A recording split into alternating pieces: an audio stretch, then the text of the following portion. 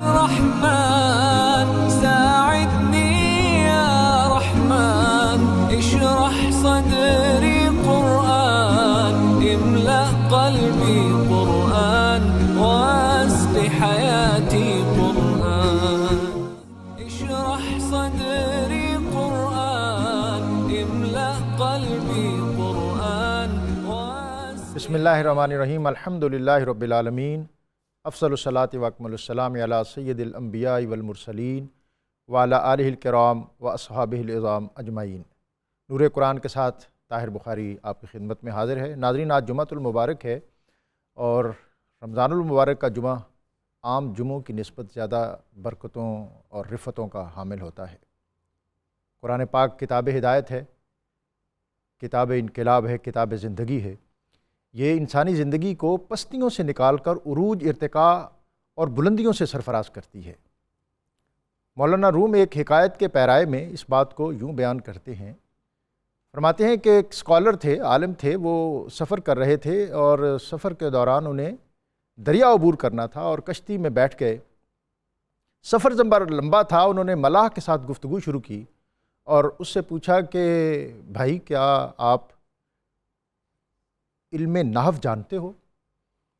تو ملاح نے کہا کہ حضرت میں ان پڑھ ہوں، اس فن سے اور اس علم سے آشنا نہیں ہوں۔ اسکالر جو تھے، عالم جو تھے، انہوں نے بڑا تأسف کیا اور کہا کہ اگر تو اس فن سے اور اس علم سے آشنا نہیں ہے تو گویا تو نے آدھی زندگی ضائع کر دی۔ ملاح جو ہے وہ پریشان ہوا، لیکن سفر جاری تھا۔ اسی اثناء میں ہوا میں تیزی آئی، لہروں میں طغیانی اور کشتی ہچکولے کھانے لگی اور لوگوں کو اپنی زندگی بچانے کی فکر لاحق ہوئی۔ اب ملاح نے اسکالر سے، عالم سے پوچھا کہ حضرت آپ کو تیرنا آتا ہے؟ تو انہوں نے کہا کہ نہیں، میں نے تو زندگی میں تیرنا نہیں سیکھا، مجھے تو کتاب ہی سے فرصت نہیں ملی۔ تو ملاح نے کہا کہ حضرت پھر آپ نے پوری زندگی ضائع کر دی۔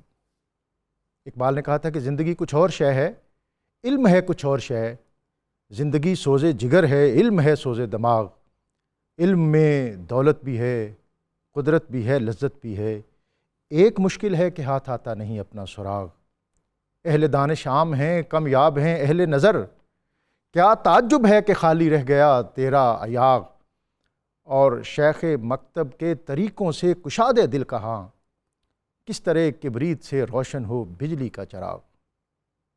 مولانا روم کہتے ہیں کہ قرآن دنیا کی وہ واحد کتاب ہے جو انسان کو اس جہان میں اور اس جہان میں کامیابی اور سرخروئی کی منزلوں سے سرفراز کرتی ہے۔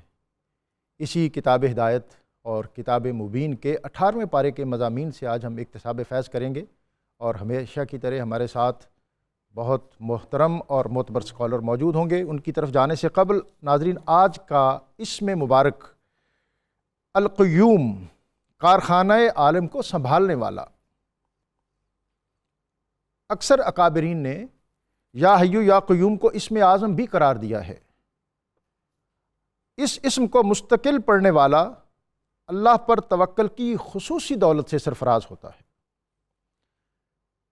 آج ہمارے مہمان ہمیشہ کی طرح مفتی محمد فاروق القادری، السلام علیکم۔ السلام ورحمۃ اللہ۔ آج آپ انشاءاللہ جمعۃ المبارک داتا دربار میں ادا فرمائیں گے؟ جی انشاءاللہ۔ ہمارے ایک بزرگ کہتے تھے کہ داتا صاحب کے حرم میں سانس لینا بھی سعادت ہے۔ جی الحمدللہ، بے شک۔ اور کجا وہاں کچھ کہنے کی سعادت میسر آ جائے۔ جی بالکل، داتا صاحب کی اجازت اور ان کی عنایت کے بغیر مشکل۔ سبحان اللہ، سبحان اللہ۔ ہمارے دوسرے مہمان بہت محترم، معتبر خواجہ غلام قطب الدین فریدی، السلام علیکم۔ وعلیکم السلام ورحمۃ اللہ۔ آپ سجادہ نشین ہیں، گڑھی شریف کے اور نیشنل مشائخ کونسل کے سربراہ ہیں، اور ان کے شیخ اور ان کے جو پیر خانہ ہے وہ انہیں سالار چشت سے جانتے اور مانتے ہیں، اور یہ بہت بڑی، میں سمجھتا ہوں کہ ایک عزت عظمت والی بات ہے۔ اور صغیر احمد نقشبندی اللہ رب العزت کی بارگاہ میں حمد کا نذرانہ پیش کریں گے۔ حضرت آج 18واں پارہ ہے اور 18ویں پارے کا مضمون قد افلح المؤمنون، جی، اور یہ ابتدائی جو آیات 1 سے 11 تک ہے سورہ مومنون کی، اس میں وارثان جنت کی جو نشانیاں بیان ہوئی ہیں سبحان اللہ. اور معاشرتی زندگی کے جو اسلوب اور جی طریقے جو ہیں جی جی وہ آراستہ ہو رہے ہیں، میں چاہوں گا کہ اس سے ہمیں روشنی اور رہنمائی عطا کریں. بسم اللہ الرحمن الرحیم. یہ وہ آیات ہیں کہ جب نازل ہوئیں تو سرکار دو عالم صلی اللہ علیہ وآلہ وسلم صحابہ کرام کے جرمٹ میں تشریف فرما تھے. سبحان اللہ سبحان اللہ. اور اسی اجتماع صحابہ میں حضرت عمر رضی اللہ تعالیٰ عنہ بھی موجود تھے. سبحان اللہ. آپ فرماتے ہیں کہ میں نے اس وقت حضور آقائے دو عالم صلی اللہ علیہ وآلہ وسلم سے سنا، آپ نے فرمایا جس نے ان ابتدائی آیات جو 10 آیات ہیں، ان آیات کے مطابق اپنی شخصیت کو ڈھال لیا، واہ میں اسے جنت کی واہ. بشارت عطا سبحان کرتا اللہ ہوں. سبحان اللہ سبحان گویا اللہ. کہ تعمیر کردار میں اور کردار سازی میں، اور ایک ایسا مسلمان جو اسلامی معاشرے کا حسن ہو، اور جو وہ مسلمان ہو جو قرون اولیٰ کی یاد تازہ کرتا ہو، اس مسلمان کے جو بنانے کے اوصاف ہیں وہ یہ آیات بتا رہی ہے. سبحان اللہ. اور ڈاکٹر صاحب قبلہ، معاشرے کے اندر جو عملی اخلاقی بگاڑ اور فساد ہے، ان سب کو ختم کرنے کا طریقہ یہ ہے کہ ہر مسلمان سورہ مومنون کی ابتدائی 10 آیات کے مطابق اپنی شخصیت کو ڈھال اور اس کو اپنے نصاب میں شامل کر لیں، اور نصاب زندگی میں شامل نصاب زندگی میں شامل کر تو لیں. انشاءاللہ ایک خوبصورت اور بہترین اور بے نظیر معاشرہ تشکیل پا سکتا سبحان ہے. اللہ. اب ہم ان آیات کا ترجمہ کریں گے کیونکہ وقت بڑا مختصر ہے. ارشاد فرمایا قد افلح المومنون، تحقیق بے شک مومن با مراد ہو گئے، کامیاب و کامران ہو گئے. یہ جو لفظ فلاح ہے، اس میں کامیابی سے مراد دنیا کی کامیابی بھی ہے اور آخرت کی کامیابی بھی ہے. سبحان اللہ. یعنی یہ جو اوصاف مومن اپنائے گا وہ دنیا میں بھی کامران و کامیاب اور آخرت کے جہان میں بھی با مراد ہو جائے گا اور ساحل جنت تک پہنچ جائے گا. سبحان اللہ. الذین هم فی صلاتہم خاشعون، وہ لوگ جو اپنی نماز میں عجز و نیاز کرتے ہیں. واہ واہ. خشوع کا مطلب ہے نماز اس طرح پڑھتے ہیں کہ ظاہری تقاضے بھی پورے کرتے ہیں اور باطنی توجہ بھی نماز میں رکھتے ہیں. سبحان اللہ. دوسرا وصف کیا ہے؟ والذین هم عن اللغو معرضون، وہ لوگ جو ہر بیہودہ اور لغو کام سے پرہیز کرتے ہیں. وہ کام جو لا یعنی ہے، جس کا نہ دنیا میں کوئی فائدہ ہے نہ آخرت میں کوئی ویسے وہ فائدہ ہے. اشفاق صاحب نے خوش طبی کی تھی، انہوں نے کہا کہ راستے میں جاتے ہوئے تجھے کتا پڑ جائے تو ضروری نہیں تم بھی اسے پڑھو. ہاں، بہت جن لوگوں کو منزل کا ادراک ہوتا ہے وہ راستے کی اس طرح کی چیزیں جو ہیں ان سے دامن بچا کے آگے نکلتے ہیں. حضور مسلمان اور مومن اگر سمجھے تو اس کی زندگی کا ہر لمحہ بڑا ہی قیمتی ہے. یقیناً. اس کے لیے اتنی گنجائش ہی کہاں، اس کے پاس اتنا وقت ہی کہاں کہ وہ ہنسی مذاق جو فضول ہے. ویسے تو تفریح خاطر کی اسلام نے اجازت دی ہے، تو بےہودگی اور لا یعنی کاموں میں اپنا صرف کرے. بلکہ ایک حدیث سنن نبی داؤد، حضرت امام ابو داؤد فرماتے ہیں کہ 4 حدیثیں ایسی ہیں جن میں ہر حدیث 1,00,000 حدیثوں کے برابر ہے. سبحان اللہ. ان میں سے ایک حدیث پاک یہ ہے وَمِنْ حُسْنِ إِسْلَامِ الْمَرْءِ تَرْكُهُ مَا لَا يَعْنِي، کہ مسلمان کے اسلام کا حسن یہ ہے کہ وہ لا یعنی بیکار اور بیہودہ کام سے بچتا ہے. 80% مسائل ہماری سوسائٹی کے حل ہو جائیں. نہ جھگڑا، نہ لڑائی، نہ بگاڑ، نہ نفرت، نہ بغض. یہ کب ہوتا ہے؟ جب آپ اپنے دائرے سے نکل کر دوسرے کے دائرے میں ٹانگ اڑا دیتے ہیں. ایسے ہی. تو پھر کیا ہوتا ہے؟ کوئی شخص یہ برداشت نہیں کرتا میرے معاملات میں کوئی دوسرا دخل دے. اور اگر اس کو ساتھ دوسری حدیث شریف لا یؤمن احدکم حتی یحب لاخیہ ما یحب لنفسہ، بالکل لا کہ یکون اس وقت تک کوئی مومن نہیں ہو سکتا جب تک وہ اپنے مومن بھائی کے لیے وہی چیز پسند نہ کرے جو وہ اپنے لیے کرتا ہے. اور ڈاکٹر صاحب اگر یہ سپرٹ آ جائے اوہو تو ارتقاء، عروج، بلندی ساری جب ہم اپنے لیے کریں گے تو ایمان اور دین کا تقاضا یہ ہے کہ اپنے مومن بھائی کے لیے بھی کریں۔ ڈاکٹر صاحب اسی حدیث کے بارے میں امام ابو داؤد نے فرمایا کہ یہ بھی وہ ایک حدیث ہے جو 1,00,000 حدیث کے برابر ہے۔ اللہ اس کے الفاظ اس طرح بھی ہیں، لا یکون المومن مومنا حتی یرضی لاخیہ ما یرضی لنفسہ، کہ مومن تو مومن ہوتا ہی اس وقت ہے کہ جو اپنی ذات کے لیے چاہتا اور پسند کرتا ہے وہی اپنے مومن بھائی کے لیے پسند کرتا ہے۔ اب یہ آپ نے ایسی خوبصورت باتیں بھی ہیں اور تھوڑی کڑی بھی ہیں اور کڑوی بھی ہیں کہ اگر اس پر ہم پرکھنا چاہیں اپنے آپ کو تو پھر شاید اس معیار پر یہ احادیث ڈاکٹر صاحب ہمیں خود احتسابی کی دعوت دے رہی ہیں۔ یہ آیات یا روزانہ ہم جو پروگرام کر رہے ہیں یہ اس لیے نہیں ہے کہ ہم صرف آپ کے لیے ایک انفارمیشن شیئر کر رہے ہیں، بلکہ یہ پروگرام ہے ہی اس لیے کہ ہم اور ہمارے ناظرین اپنا احتساب کریں، جو کمیاں ہیں، جو کجیاں ہیں، جو کوتاہیاں ہیں، نور قرآن کی روشنی میں ہم نور قرآن کی روشنی میں یہ میرے جیسے کچھ مبتدی جو ہیں ان کے لیے ایک تعارف ہے اور اس میں ایک دعوت ہے کہ وہ قرآن پاک کے ان مضامین کو ماہ رمضان کے بعد بھی آگے تسلسل سے اس سے استفادہ کریں۔ رحمن ساعدنی یا رحمن اشرح صدری قرآن املأ قلبی قرآن واسق حیاتی قرآن۔ رحمن ساعدنی یا رحمن اشرح صدری قرآن املأ قلبی قرآن واسق حیاتی قرآن۔ خواجہ قطب الدین فریدی صاحب، میں چاہوں گا کہ آپ بھی گفتگو میں اپنا حصہ ڈالیں اور انہی آیات اور اسی مضمون پر آپ بھی اپنے ملفوظات سے ہمیں سرفراز کریں۔ بسم اللہ الرحمن الرحیم۔ شکریہ ڈاکٹر صاحب، آپ نے جو آغاز فرمایا ہے اپنے ابتدائیے میں مولانا روم کے حوالے سے، تو مجھے بھی ایک بات مولانا روم کی یاد آ گئی۔ ظاہر ہے یہ تو نیچرل بات ہے، بات سے بات نکالنا تو آپ کا فن ہے۔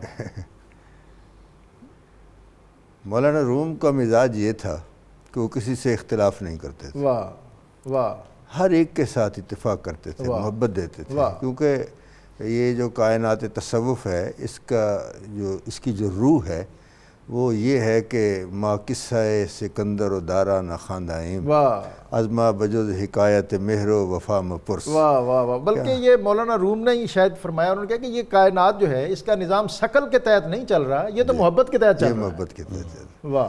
تو وہاں کے جو کچھ علماء تھے وہ اس بات کو پسند نہیں کرتے تھے، وہ چاہتے تھے جس طرح ہم دوسروں کے ساتھ کوئی اختلاف رکھتے ہیں اور اس میں شدت بھی بعض اوقات آ جاتی تھی، تو وہ چاہتے تھے کہ مولانا روم بھی یہی رویہ اختیار کریں، اور اس کے لیے پھر انہوں نے ایک انتہائی بد تہذیب آدمی کو ان کے پاس بھیج دیا اور اسے یہ ہدایت دی کہ پہلے یہ سوال کرنا کہ کیا آپ سب کے ساتھ اتفاق کرتے ہیں، تو وہ جب ہاں کہیں گے، جواب میں ہاں کہیں گے، تو پھر ان کے ساتھ بڑی بدتمیزی کرنا۔ تو چنانچہ ایسا ہی ہوا، تو وہ کافی دیر وہ بدتمیزی کرتا رہا، گالی گلوچ دیتا رہا، برا بھلا کہتا رہا۔ جب وہ سب باتیں جو وہ کہنا چاہتا تھا کہہ چکا، تو آپ نے فرمایا بھی مجھے تو اس کے ساتھ بھی اتفاق ہے۔ واہ واہ واہ واہ واہ۔ تو اب اس کے پاس کوئی چارہ ہی نہ رہا کہ کوئی اور کوئی بات کرتا۔ واہ واہ واہ واہ۔ مولانا روم دنیا سے جا رہے تھے جی، تو ایک شخص حاضر ہوا، کہہ رہے آپ دنیا سے جا رہے ہیں تو بڑے مطمئن اور خوش باش ہیں، تو انہوں نے کہا نہیں، میں دنیا سے نہیں جا رہا، میں یہ دنیا کی مسند سے اٹھ کے دلوں کی مسند پہ بیٹھنے جا رہا ہوں۔ جناب اس آیہ مبارکہ میں جس طرح کہ بلا مفتی صاحب نے بڑی خوبصورتی کے ساتھ بیان فرمایا ہے کہ الذین هم فی صلاتہم خاشعون، وہ اپنی نماز میں خشوع اختیار کرنے والے لوگ جو ہیں ان کی اللہ تعالیٰ نے تعریف فرمائی کہ وہی لوگ فلاح پا گئے۔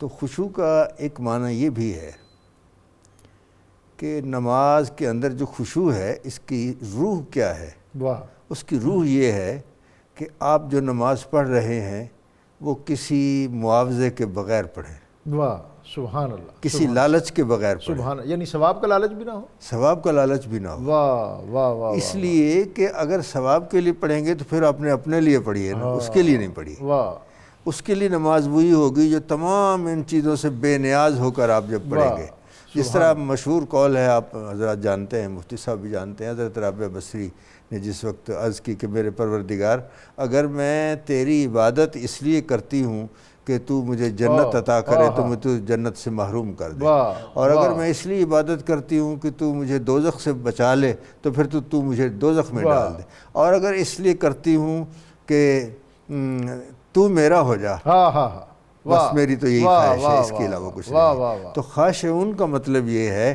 کہ جو بے لوث اس کی عبادت کرتے ہیں، جو خشوع کا مطلب یہ ہے کہ وہ عبادت بے لوث کرتے، اس لیے سوداگری نہیں، یہ عبادت خدا کی ہے، وہ بے خبر جزا کی تمنا بھی چھوڑ۔ اور آگے جو یہ ہے یارثون الفردوس، جو وہ بہشت کے وارث ہوتے ہیں، بہشت کے حوالے سے مجھے علامہ اقبال کا ایک واقعہ یاد آیا۔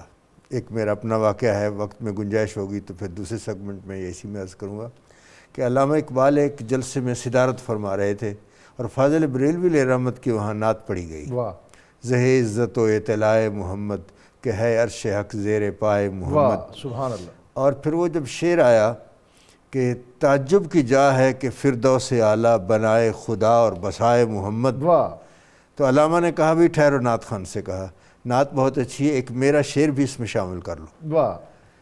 تو انہوں نے کہا جی فرمائیں۔ آپ نے فرمایا تم نے تو یہ شعر پڑھا ہے کہ تعجب کی جا ہے کہ فردوس اعلیٰ بنائے خدا اور بسائے محمد، اور آپ نے فرمایا میرا شعر یہ ہے کہ تماشا تو دیکھو کہ دوزخ کی آتش لگائے خدا اور بجھائے محمد۔ تو جنت کے وارث تو وہی لوگ ہوں گے جن کا دلی تعلق صحیح عقیدت سرکار دو عالم صلی اللہ علیہ وسلم۔ سیر افلاق میں اقبال نے کہا کہ میں سیر کرتے کرتے جہنم میں دروغہ لے گیا وہاں کہ جی یہ جہنم ہے، تو دیکھا خالی تھی، تو انہوں نے پوچھا کہ یہاں تو کچھ بھی نہیں ہے اور ہم تو ڈرے پڑے ہیں، تو انہوں نے کہا کہ نہیں، یہ جو ہے اہل دنیا یہاں جو آتے ہیں اپنے انگار ساتھ لاتے ہیں کہ ہمارے جو اعمال ہیں وہ اس آگ کو بھڑکا دیں گے، لیکن ہم جو آپ نے اقبال کا شعر پڑھا ہماری عافیت اسی میں ہے۔ سبحان اللہ جناب۔ دوسرا ایک واقعہ ہے، میں جب تعلیم سے فارغ ہوا تو آپ کو پتہ ہے اس وقت ایک زوم ہوتا ہے انسان کے اندر کہ میں پتہ نہیں کیا کچھ پڑھتا۔ اچھا ویسے ہمارے ذہن میں یہ نہیں ہے کہ درگاہوں اور آستانوں کے سجادہ نشین بھی تعلیم کی طرف جاتے اور پھر فارغ بھی ہوتے ہیں؟ یہ آپ کا حسن گمان ہے۔ تو میں آپ تو یہ سنا ہے کہ لاہور کی جو کسی دور کی صف اول کی درسگاہ ہے جامعہ دارالعلوم نعمانیہ، جی وہاں مسند تدریس پہ بھی فائز رہے ہیں؟ جی ہاں، میں کچھ عرصہ وہاں یہ بھی خدمت سر انجام دیا۔ اصل تو میں سمجھتا ہوں وہ پڑھنا ہی ہوتا ہے، جی بالکل، جو پڑھانا ہوتا ہے اصل میں پڑھنا وہی ہوتا ہے۔ واہ۔ تو اس وقت میں ایک ٹیکسی میں سفر کر رہا تھا، تو میری وضاحت کو دیکھ کر ٹیکسی ڈرائیور نے یہ سوال کر لیا مجھ سے کہ حضرت میں ایک سوال کر سکتا ہوں؟ میں نے کہا جی بتائیں۔ تو انہوں نے کہا میں یہ پوچھنا چاہتا ہوں کہ آدمی بہشت میں کیسے داخل ہوتا ہے؟ تو میں نے بڑی تفصیل کے ساتھ اعمال کے حوالے سے یہ کرے، ظاہر اوائل دور تھا آپ کا، اوائل دور تھا، ساری بات سننے کے بعد کچھ منزل بھی قریب آ گئی جہاں ہم نے جانا تھا۔ اس نے کہا مجھے بھی اجازت ہے میں کچھ عرض کروں؟ میں نے کہا بتائیں۔ انہوں نے کہا میں تو ایک بات جانتا ہوں کہ اللہ تعالیٰ نے فرمایا بہشت میں جانا چاہتے ہو تو فادخلی فی عبادی وادخلی جنتی، میرے بندوں میں شامل ہو جاؤ تو تم جنتی ہو۔ تو یہ جو اب بندوں میں شامل ہونے والا یہ معیار، یہ پورا سلیبس اور کرائٹیریا یہ ان آیات میں بیان ہو رہا ہے۔ حضرت مزید اس پہ جو آیات ہیں اس کا ایک ترجمہ ہو جائے، میں چاہتا ہوں تاکہ لوگ جو ہیں اس وقت آپ کے یہ سارے پروگرام کو دیکھ رہے ہیں وہ جان لیں کہ تعمیر سیرت اور تشکیل کردار اور اچھی سوسائٹی کے قیام کے حوالے سے جی جو کیا پیرامیٹر دین نے اور اسلام نے وضع کیے ہیں؟ جی شاید اس سے آگے 2 اوصاف بیان ہو گئے ہیں، تیسرا وصف بیان ہوا والذین هم للزکاۃ فاعلون، سبحان اللہ، وہ لوگ جو زکوٰۃ ادا کرتے ہیں۔ زکوٰۃ کی ادائیگی بھی ایک ایسا وصف ہے، دیکھیں اس سے کمزور اور غریب اور مفلس طبقہ ایک خوشگوار اور دوسرے لوگوں کی طرح متوازن زندگی گزارنے کے قابل ہوتا ہے، یہ بھی اسلامی معاشرے کا ایک حسن ہے۔ دوسرا مفسرین فرماتے ہیں للزکاۃ میں زکوٰۃ کا لغوی معنی بھی مراد ہو سکتا ہے پاکیزگی۔ اگر یہ معنی مراد لیں تو مطلب یہ ہوگا کہ مومن وہ ہے جو اس بات پر بھرپور توجہ دیتا ہے کہ میرا ظاہر اور میرا باطن گناہوں کی آلودگی سے پاک رہے، میرا جسم بھی اس میل سے، سیاہی سے بچے، اور میرا دل کا آئینہ بھی اس غبار سے محفوظ رہے۔ سبحان اللہ۔ والذین ہم لفروجہم حافظون، اور وہ لوگ جو اپنی شرم گاہوں کی حفاظت کرتے ہیں، الا علی ازواجہم او ما ملکت ایمانہم فانہم غیر ملومین، مگر صرف دو ہی راستے اپنی بیوی اور مملوکہ کنیز سے استفادہ کرتے ہیں۔ کنیزوں کا اب دور نہیں رہا، تو صرف ایک ہی راستہ ہے، اور وہ ہے کہ اپنی بیوی سے استفادہ کرے۔ فَمَنِ ابْتَغَى وَرَاءَ ذَلِكَ فَأُولَٰئِكَ هُمُ الْعَادُونَ، اور جو ان دو کے سوا اپنی خواہش پوری کرے تو یہی لوگ حد سے تجاوز کرنے والے ہیں۔ نبی کریم صلی اللہ علیہ وسلم کا ایک فرمان، آپ فرماتے ہیں جو مجھے اپنی زبان کی اور شرمگاہ کی ضمانت دے دے کہ میں اسے مس یوز نہیں کروں گا، تو آپ نے فرمایا میں اسے جنت کی ضمانت دیتا ہوں۔ والذین ہم لاماناتہم وعہدہم راعون، اور وہ لوگ جو امانتوں اور اپنے وعدوں کی پاسداری کرتے ہیں۔ سبحان اللہ۔ یہ جو لفظ امانت ہے اس میں بڑی وسعت ہے ڈاکٹر صاحب۔ ہر وہ ذمہ داری جو آپ کے کندھوں پر ہے، آپ اس کو پورے تقاضوں کے ساتھ ادا کریں، اسے کہتے ہیں امانت کی ادائیگی۔ عام طور پہ ہم یہ سمجھتے ہیں کہ یہ چیز کسی کو دی اور اس نے صحیح سلامت واپس کر دی، ہم کہتے ہیں یہ امانت دار ہے۔ بحیثیت باپ آپ ایک ذمہ دار ہیں، بحیثیت شوہر آپ ایک ذمہ دار ہیں، بحیثیت امپلائی آپ ذمہ دار ہیں، بحیثیت لیبر آپ ذمہ دار ہیں، بحیثیت سربراہ مملکت، بحیثیت استاد، جو جس جگہ ذمہ دار ہے وہ اپنی ذمہ داری کو پورے تقاضے سے ادا کرے، اسے کہتے ہیں امانت کی ادائیگی۔ امانت کی ادائیگی۔ اور اس میں چاہوں گا کہ ہم آپ بالخصوص جن مناصب پر فائز ہیں، جی یعنی درس و تدریس ہے، رشد و ہدایت ہے، محراب و منبر ہے، جی، تو وہ صحیح اسپرٹ جو قوم کو درکار ہے اس کے صحیح سمت میں رہنمائی دینا، یہ بھی ذمہ داری کی ادائیگی ہے، امانت کی ادائیگی ہے۔ اور اسی طرح فرمایا وہ اپنے وعدوں کی پاسداری کرتے ہیں، عہد پورا کرتے ہیں، کمٹمنٹ پوری کرتے ہیں۔ کچھ کمٹمنٹ وہ ہوتی ہے جو اپنے زبان سے کرتے ہیں، کچھ کمٹمنٹ ہوتی ہے جو اپنے ہم فعل سے کرتے ہیں۔ مثلا آج کل ایک بہت بڑی بیماری ہے، وہ بیماری یہ ہے کہ آپ شادی کارڈ پر لکھ دیتے ہیں کہ جناب اتنے 7 بجے بارات پہنچے گی، اور بارات آ رہی ہوتی ہے 10 بجے، کھانا شروع ہوگا جی دوپہر 2 بجے، کھانا شروع ہو رہا ہوتا ہے 5 بجے۔ یہ کمٹمنٹ تھی جو آپ نے اپنے انویٹیشن کارڈ کے ذریعے لوگوں سے کی کہ ہم اتنے بجے یہ کام کریں گے۔ مفتی صاحب اس کو اب ہم سمارٹنس سمجھتے ہیں، ہاں، کسی کو چیٹ کرنا، یہ غلط بیانی کرنا، اور پھر ہم اندر خوش ہوتے ہیں کہ جی دیکھیں میں نے اس کو کیسا الو بنایا ہے۔ بالکل اسی طرح میں آپ کو ایک اور اور دوسرا ہم مثال یہ سمجھتے ہیں کہ شاید یہ ساری ہماری حرکتیں اس پر دین کہیں ہمیں روک ٹوک نہیں کرتا۔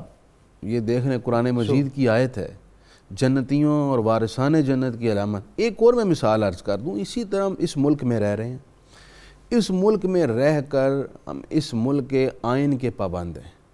شرعی طور پر ہر وہ شہری جو قوانین اس ملک کے شریعت کے دائرے میں ہیں ان کے پورے کرنے کا پابند ہوتا ہے، ٹیکس دینے کا پابند ہے، شرعی طور ٹیکس پر دینے کا پابند ہے، اس ملک کے قوانین پر عمل کرنے کا پابند ہے۔ ایون کہ ڈاکٹر صاحب آپ ٹریفک سگنل پر کھڑے ہوئے ہیں، اگر کانسٹیبل کھڑا ہو تو پھر تو ہم پابند ہیں، کانسٹیبل نہ بھی ہو پھر بھی آپ کی سپیڈ کی لمٹ ہے، سگنل کی پابندی کرنے کی آپ کو حکم ہے، بیلٹ باندھنے کا ہمارا قانون ہے۔ یہ وہ سارے قوانین ہیں جو ان کو پورا کرنا ہمارا شرعی طور پر بھی فرض ہے۔ ہم سمجھتے ہیں کہ شاید صرف یہ ملکی آئین کے تحت یا قانون کے تحت ہم اس کے پابند ہیں، دین یا شریعت جو ہے اس کا کوئی ضابطہ ہمیں اس کا پابند نہیں ایک کرتا۔ جملہ کہنے لگا ہوں، ناظرین اس پر توجہ دیں، یہ شرعی اور فقہی اعتبار سے میں آپ کو پوری بصیرت سے یہ بتا رہا ہوں۔ جب ہم کوئی اشارہ توڑتے ہیں یا ہم سپیڈ لمٹ کراس کرتے ہیں یا بیلٹ باندھنے کا قانون ہے نہیں باندھتے، یا ہمارے موٹر سائیکل والے بھائی ہیلمٹ نہیں پہنتے، تو صرف ہم اپنا چلان کٹا کے 200-300 روپے کا نقصان نہیں کر رہے، بلکہ شرعی طور پر ان قوانین کو پورا نہ کر کے ہم گناہ کا ارتکاب بھی کر رہے ہیں۔ ہمارے کھاتے میں گناہ بھی لکھا جاتا ہے کیونکہ ہم نے کمٹمنٹ اور عہد پورا نہیں کیا جس کو پورا کرنے کا حکم ہے۔ والذین هم علی صلواتہم یحافظون، اور وہ لوگ جو اپنی نمازوں کی پوری حفاظت کرتے ہیں، سبحان اللہ۔ جو ایک نماز بھی چھوڑ دے شرعی طور پر اسے نمازی نہیں کہتے. آج کل لوگ ایک لفظ استعمال کرتے ہیں نمازی پرہیزی. نمازی پرہیزی کا مطلب ہوتا ہے کہ نماز سے پرہیز ہی کرتے ہیں.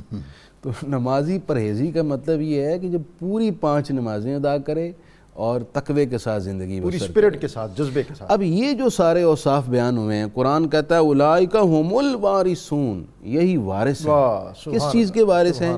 الذین یرثون الفردوس ہم فیہا خالدون. یہ فردوس بری کے وارث ہوں گے اور اس میں ہمیشہ ہمیشہ رہیں گے. اور ڈاکٹر صاحب عقل بھی کہتی ہے کہ جس کی شخصیت میں اتنے بہترین اوصاف کی روشنی ہے تو فردوس بری کو اس کے لیے چشم برا ہونا ہی چاہیے. رحمن ساعدني يا رحمن اشرح صدري قرآن املأ قلبي قرآن واسق حياتي قرآن.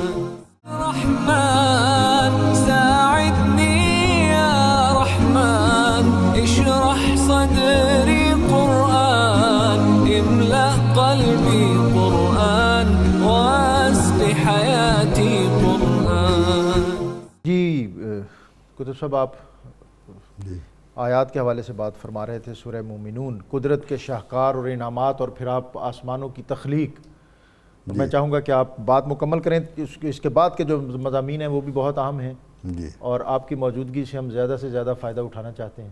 جی، یہ فرمایا کہ ہم نے صرف یہ نہیں ہے کہ یہ ایک چیز جو آپ کو نظر آ رہی ہے کہ یہ کیسے ہوگا کہ یہ ایک نطفہ ہو اور وہ یہ اتنی شکل، اتنے مدارج طے کر کے یہ شکل اختیار کر لے. تو اللہ تعالیٰ نے فرمایا یہ تو کوئی بڑی بات نہیں ہے، ہم نے تو 7 آسمان اس طرح سے بنائے ہیں. ایک طبق ہے، پھر آگے طبق ہے، پھر آگے طبق ہے، تو ہم نے تو وہ بھی بنایا ہے، یہ تو کوئی بڑی بات نہیں. اور پھر فرمایا کہ وَأَنزَلْنَا مِنَ السَّمَاءِ مَاءً بِقَدَرٍ، پھر ہم نے آسمان سے پانی اتارا اندازے کے مطابق. واہ کیا اسلوب بیان ہے، سبحان اللہ. کہ ہم نے پانی اتنا اتارا جتنا اس وقت کی ضرورت تھی، اور اگر یہ مقدار زیادہ ہو جاتی یا آج بھی زیادہ ہو جائے تو نقصان دہ ہوتی. حضور سرور عالم صلی اللہ علیہ وسلم خطبہ ارشاد فرما رہے ہیں جمعہ کے دن. ایک اعرابی کھڑا ہو جاتا ہے اور وہ عرض کرتا ہے حضور بارش نہیں ہو رہی اور قحط پڑنے کا امکان ہے، تو مہربانی فرمائیں، دعا فرمائیں. سبحان اللہ. اس میں ایک بات تو یہ ہے کہ وہ براہ راست اللہ تعالیٰ سے بھی عرض کر سکتا تھا کہ یا اللہ بارش برسا دے، لیکن وہ سمجھتا تھا کہ وہاں تک میری رسائی نہیں ہو سکتی، ہاتھ ان کے اٹھیں گے تو بات بنے گی، یہ سرکار کے واسطے سے ہی بات بنے گی. تو حضور علیہ السلام نے دعا فرمائی، سبحان اللہ. اور فوراً اس وقت کوئی بادل کے آثار نہیں، بارش کے کوئی آثار نہیں تھے، کوئی بادل نہیں تھے. جو ہی حضور نے دعا فرمائی یکدم ایک بدلی آئی اور اس نے برسنا شروع کر دیا. پھر وہ اگلے جمعہ تک وہ برستی رہی. تو پھر وہی اعرابی کھڑا ہو گیا جمعہ کے دن، اس نے عرض کی حضور اب تو بہت زیادہ بارش ہو گئی، اب تو دیواریں اور مکانات کے گرنے کا اندیشہ ہے، حضور مہربانی فرمائے اب یہ بارش تھم جائے.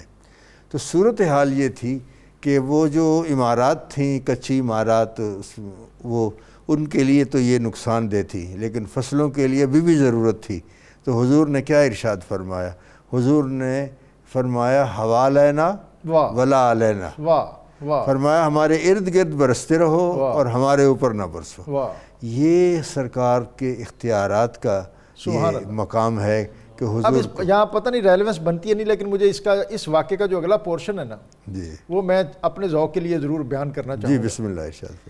فضاحی کا رسول اللہ صلی اللہ علیہ وسلم حتی بدت نواجزہ، سبحان اللہ، کہ اس عرابی کی یہ بات سن کے نبی اکرم صلی اللہ علیہ وسلم اتنے مسکرائے یہاں تک کہ آپ کے نواجز یہ پچھلے دانت نظر آئے. سبحان اللہ. وَلِلَّهِ، آپ نے پھر فرمایا وَلِلَّهِ دَرُّ أَبِي طَالِبٍ لَوْ كَانَ حَيًّا لَقَرَّتْ عَيْنَاهُ، آج اگر ابو طالب زندہ ہوتے تو یہ منظر دیکھ کر ان کی آنکھیں ٹھنڈی ہو جاتی. اور وہ سرکار کے دندان مبارک تو وہ کہ سوزن گمشدہ اس میں مل جاتی ہے. واہ واہ واہ، گمشدہ سوئی مل جاتی ہے، اتنی چمک ہے سرکار. اور آپ نے حضرت ابو طالب کا آپ نبی اکرم صلی اللہ علیہ وسلم کوئی 6 یا 7 سال کی عمر تھی جب مکہ میں قحط پڑا تھا. جی. اور مکہ کے لوگ جناب ابو طالب کے پاس حاضر ہوئے اور آپ نبی اکرم صلی اللہ علیہ وسلم کو لے کر صحن کعبہ میں آئے اور نبی اکرم صلی اللہ علیہ وسلم کی مہر نبوت اور پشت مبارک کعبہ سے لگا کر دنیا سامنے ان کے کھڑی ہے اور ان کے ہاتھ نبی صلی اللہ علیہ وسلم ہاتھ بلند کیے، ہاتھ اٹھائے اور بارش ہوئی اور حضرت ابو طالب نے وہاں شعر کہا، وَأَبْيَضُ يُسْتَسْقَى الْغَمَامُ بِوَجْهِهِ، یہی تو وہ چہرہ ہے، یہی تو وہ مکھڑا ہے جس کے وسیلے سے لوگ بادلوں سے بارش طلب کرتے ہیں۔ سمال الیتامی عصمۃ للارام۔ نبی اکرم صلی اللہ علیہ وسلم نے یہ 6 یا 7 ہجری کا واقعہ جو آپ نے فرمایا، آپ نے فرمایا کہ کوئی ہے جس کو وہ ابو طالب والے اشعار یاد ہیں؟ سبحان اللہ۔ حضرت علی مرتضیٰ کہتے ہیں کہ میں تھا اس محفل میں، تھوڑا پیچھے تھا، صفوں کو چیرتے ہوئے آگے بڑھا اور کانا کا ترید یا رسول اللہ وَأَبْيَضُ يُسْتَسْقَى الْغَمَامُ بِوَجْهِهِ، سبحان اللہ، یا رسول اللہ آپ کا خیال میرے بابا کا وہ قصیدہ جس کا پہلا شعر یہ ہے۔ تو نبی اکرم صلی اللہ علیہ وسلم نے بات قصیدہ کہنے والوں کو بھی یاد رکھتے ہیں اور جو قصیدہ کہا جاتا ہے اس کو بھی یاد رکھتے ہیں۔ سبحان اللہ۔ جی دوسری بات یہ ہے کہ یہاں جو ثم انکم بعد ذالک لمیتون، پھر اس کے بعد تم مر جاؤ گے۔ اچھا، یہ مر جانے کا جو تصور ہے، میں اس پہ ذرا کچھ بات قبلہ مفتی صاحب کی موجودگی میں عرض کرتا ہوں کہ یہ جو مر جانا ہے، کیوں؟ اس لیے کہ ہم نے قرآن شریف میں پڑھا کل نفس ذائقۃ الموت۔ یا ابو اکبر نے کہا کیا کہے احباب، کیا کہیں احباب، کیا کارے نمایاں کر گئے، جی، بی اے کیا، نوکر ہوئے، پینشن ملی اور مر گئے۔ اور مر گئے۔ اچھا، یہ جو مرنے کا جو تصور ہے اس کی وجہ یہ ہے کہ کل نفس ذائقۃ الموت، ہر ایک نے مر جانا ہے۔ یہ ترجمہ عام طور پہ کیا جاتا ہے کہ ہر ایک نے مر جانا ہے، جبکہ یہ ترجمہ نہیں ہے اس کا۔ واہ، کل نفس ذائقۃ الموت کا یہ ترجمہ نہیں ہے جناب۔ اس کا ترجمہ یہ ہے کہ ہر نفس نے موت کو چکھنا ہے۔ واہ، تو اس میں 2 باتیں ہیں، ایک تو یہ ہے کہ موت نے ہمیں نہیں چکھنا، واہ، ہم نے موت کو کو چکھنا ہے۔ اور دوسری چیز یہ ہے کہ موت کوئی بہت زیادہ جیسے کھانے کے لیے دی جاتی ہے وہ تو نہیں ہوگی، صرف چکھنے کے لیے دی جائے گی۔ یہ 2 چیزیں اس میں۔ واہ واہ واہ واہ، اچھا، اور اس کے ہم نے موت کو چکھنا ہم نے ہے۔ واہ، اچھا، چکھنے سے پہلے اگر اس کی صورتحال ایسی ہو کہ وہ اس پار ہے اور اس کا محبوب اس پار ہے، اور وہ چاہتا ہے کہ کوئی صورت ہے کہ میں اس محبوب تک رسائی حاصل کر لوں، تو کوئی آپ جیسا کوئی عارف اس کے کان میں یہ بات کہہ دیتا ہے کہ اس پار والے اگر محبوب سے ملنا چاہتے ہو تو اس کا ایک ذریعہ ہے کہ فریدہ اٹورے اٹورے جا، اور آگے ایک پل آ جائے گا، اس پل کو جب عبور کرو گے تو اس محبوب سے مل جاؤ گے۔ تو وہ کہتے ہیں اس پل کا نام کیا ہے؟ تو وہ کہتے ہیں الموت جسر یوصل الحبیب الی الحبیب، موت ایک پل ہے جو یار کو یار سے ملا دیتا ہے۔ تو جب وہ اس پل پہ پہنچتا ہے، اس سے عبور کرتا ہے تو اس محبوب تک پہنچ جاتا ہے، تو وہ کہتا ہے یہ موت تو بڑی مزیدار چیز ہے، میں اس کو پھر نہ چکھوں۔ وہ پھر چکھتا ہے، پھر مل جاتا ہے، پھر چکھتا ہے، پھر مل جاتا ہے۔ چکھتے چکھتے جو عارف کامل ہے وہ موت کو کھا جاتا ہے، موت اس کو نہیں کھاتا۔ اور حضرت شیخ فرید الدین عطار رحمۃ اللہ علیہ نے اسی اپنا حضرت عارف جامی نے فرمایا یک بار میرد ہر کسے جامی بمیرد بارہا، کہ ہر آدمی ایک مرتبہ مرتا ہے اور جامی بار بار مرتا ہے۔ تو یہ موت ان کو مزہ دے جاتی ہے اس لیے کہ یہ یار سے وصال، محبوب سے وصال کا ذریعہ اور سبب بن جاتا ہے۔ تو علامہ اقبال نے بھی کیا خوب بات کی ہے، وہ کہتے ہیں کہ اگر کسی کو کوئی چیز دے دی جائے تحفے کے طور پر تو وہ واپس تو نہیں لی جاتی نا، تو فرماتے ہیں جانے کے بخشند دیگر نہ گیرند، وہ جان جو بخش دیتا ہے وہ پھر واپس نہیں لیتا۔ تو پھر آدمی مر کیسے جاتا ہے؟ ہاں کہتے ہیں یہ میں بتا سکتا ہوں کہ آدمی پھر مر کیسے جاتا ہے۔ وہ کہتے ہیں اس لیے کہ لوگ 2 طرح کے ہوتے ہیں، کچھ یقین والے ہوتے ہیں، کچھ بے یقین ہوتے ہیں۔ جو بے یقین ہیں وہ یہاں بھی مرے ہوئے ہیں، وہاں بھی مرے ہوئے ہیں، جو یقین والے ہیں وہ یہاں بھی زندہ ہیں، وہاں بھی زندہ ہیں۔ علامہ کہتے ہیں جانے کے بخشند دیگر نگیرند آدم بمیرد از بے یقینی۔ موت کو سمجھے ہیں غافل اختتام زندگی، جی ہے یہ شام زندگی صبح دوام زندگی۔ اور سقراط کے آگے زہر کا پیالہ تھا، مسکرا رہا تھا، تو اسے کسی نے کہا کہ تو مسکرا رہا ہے اور مرنے سے پہلے مسکرا رہا ہے، دنیا سے تو جا رہا ہے۔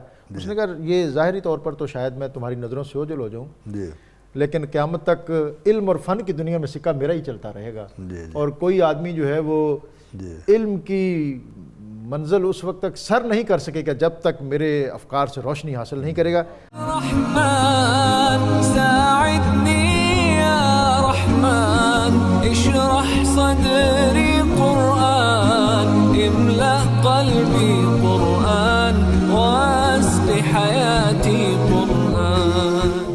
رحمن ساعدنی یا رحمن اشرح صدری قرآن املأ قلبی قرآن واسق حیاتی قرآن۔ مفتی صاحب ادفع باللتی ہی احسن، قرآن مجید سورہ مومنون کی آیت نمبر یہ 96 ہے۔ اللہ تعالیٰ نے ارشاد فرمایا کہ آپ سب سے اچھی بھلائی کے ذریعے برائی کو دور کریں، اچھی بھلائی کے ذریعے برائی کو دور کریں۔ ہم تو برائی کا جواب برائی سے دینے کے قائل ہیں۔ بہت غلط ہے، اس کی کئی مطلب ہیں۔ ایک یہ کہ آپ توحید کے یقین رکھنے والے بنیں تاکہ شرک والی برائی دور ہو، آپ تقوی اور اطاعت اختیار کریں تاکہ گناہوں والی برائی دور ہو۔ نبی کریم صلی اللہ علیہ وسلم کی زندگی دیکھیں کہ 100 اونٹوں کی لالچ میں قتل کے ارادے سے آنے والے سراقہ بن مالک کو نہ صرف معاف کیا بلکہ امان لکھ کر دے دی، نہ صرف امان دی بلکہ کسریٰ کے کنگن کی بشارت بھی دی۔ سبحان اللہ۔ عمیر بن وہب زہر میں تلوار کو لوس کر کے آ گیا کہ میں اس سے حضور علیہ السلام کو شہید یعنی دائرہ لوگوں کو معاف کرنے کا دائرہ بڑھانا چاہیے، یہی ہے ادفع باللتی یہ بہت بڑا میسج ہے۔ سورہ نور کے مضامین پہ ہم بہت زیادہ تفصیلی بات تو نہیں کر سکے، لیکن میں چاہوں گا کہ آپ کی کیپیسٹی اتنی ہے کہ آپ میسج اس کے ذریعے دے سکتے ہیں کہ ہمیں اس سے اپنی عملی زندگی میں کس طرح استفادہ کرنا ہے، اور بالخصوص اس میں جو سیدہ عائشہ صدیقہ رضی اللہ تعالیٰ عنہ آپ کی عزت، عظمت، فضیلت اور اس گھرانے کی جو فضیلت بیان ہوئی ہے اس پر بھی ہمیں ضرور کچھ ارشاد فرمائیں۔